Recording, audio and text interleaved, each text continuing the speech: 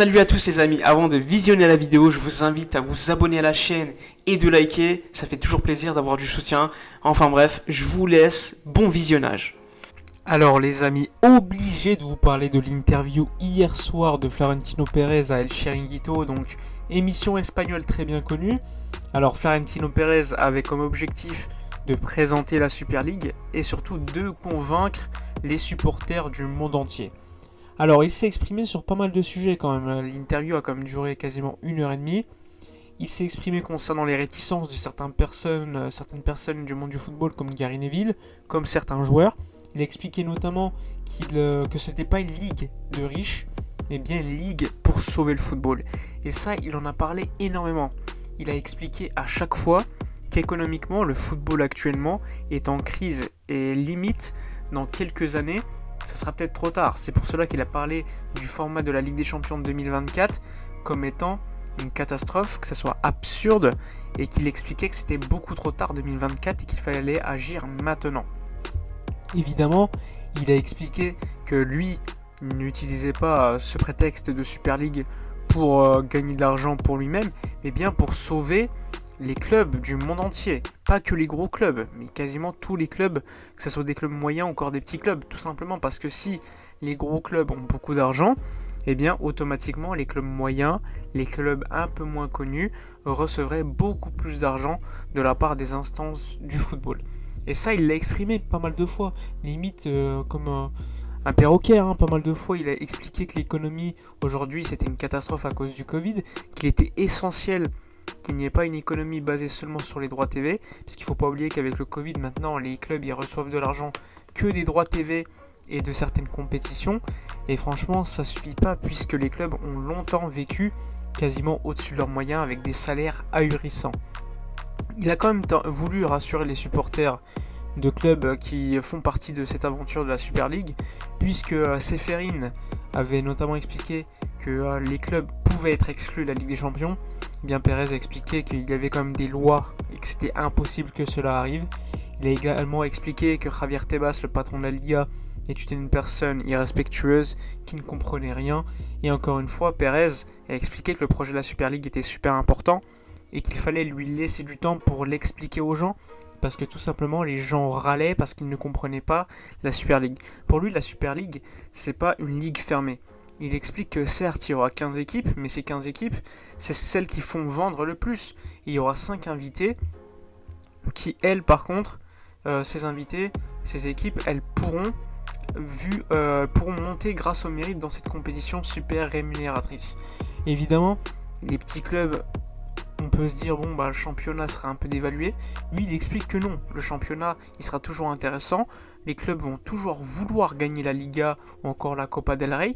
Par contre, il y aura une compétition européenne qui sera d'un autre niveau, avec quasiment toutes les semaines des matchs super intéressants, super attractifs, parce qu'il expliquait qu'en gros, maintenant les consommateurs de football, les matchs les intéressent pas, ils attendent les quarts de finale de Ligue des Champions pour avoir une certaine attractivité, ils ne regardent pas les matchs jusqu'au bout, ils s'ennuient, et même lui a confié que maintenant, quand ils regardent les matchs, souvent ils s'ennuyaient.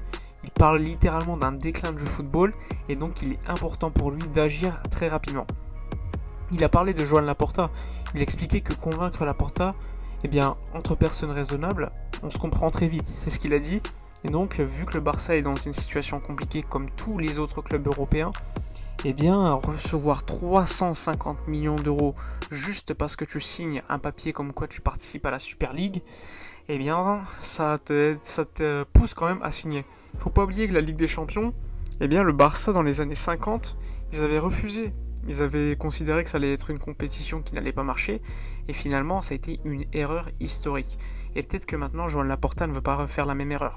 Évidemment, c'est pas une décision qui sera super populaire pour les supporters, etc. Mais après, nous, on ne connaît pas forcément la situation financière du club. Je pense que la situation financière du club n'est pas bonne. Et peut-être que ça l'a également poussé à signer et être dans cette Super League super rémunératrice et qui permettrait donc au Barça de littéralement sauver sa peau.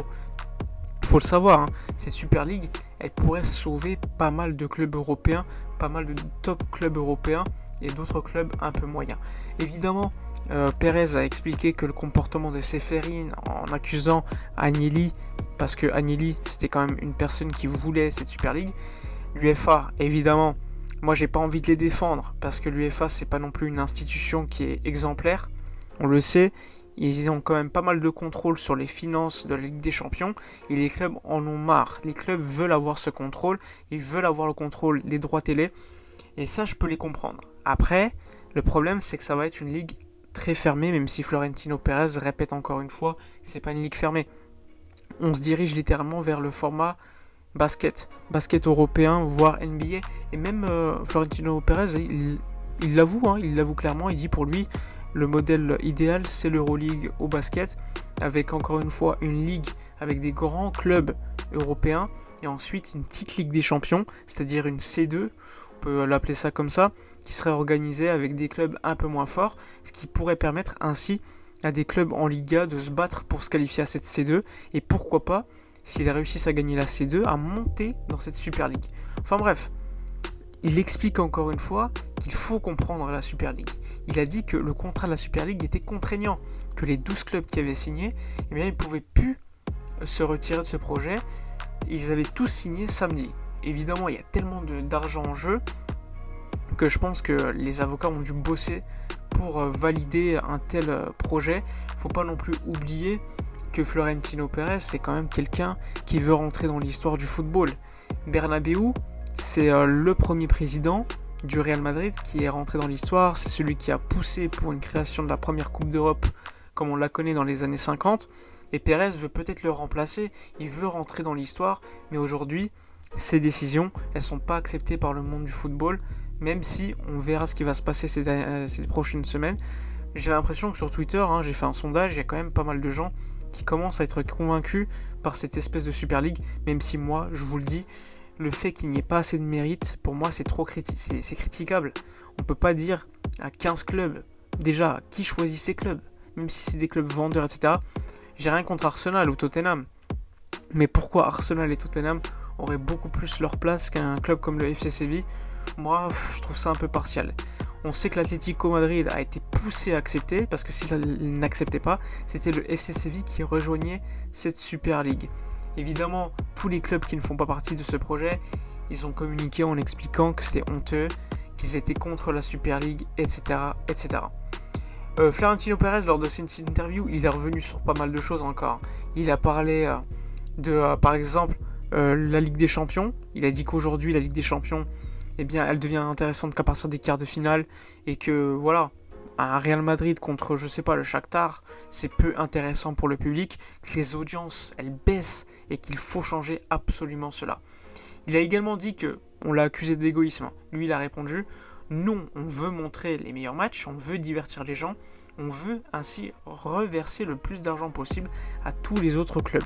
Parce qu'il faut savoir qu'il y a un fonds de solidarité dans cette Super League à hauteur d'environ 450 millions d'euros annuels qui serait reversé à pas mal de clubs européens, alors qu'aujourd'hui l'UEFA reverse à peu près 160 millions d'euros. Enfin bref, l'interview selon moi était plutôt intéressante, même si je suis pas convaincu. Je trouve que Florentino Pérez n'a pas apporté assez de détails, même si au niveau de la communication il a été bon. On lui a également posé des questions concernant le Real Madrid, Mbappé, Erling Haaland, etc.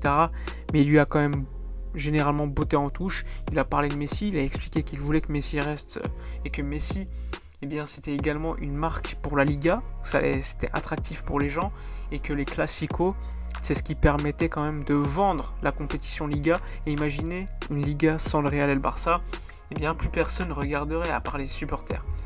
Enfin bref, cette interview était super longue. J'espère que ce court résumé sur cette interview vous aura plu. Dites-moi dans les commentaires votre avis concernant celle-ci. N'oubliez pas de liker, commenter, partager. Moi je vous dis à la prochaine, et d'ici là, comme d'habitude, portez-vous bien.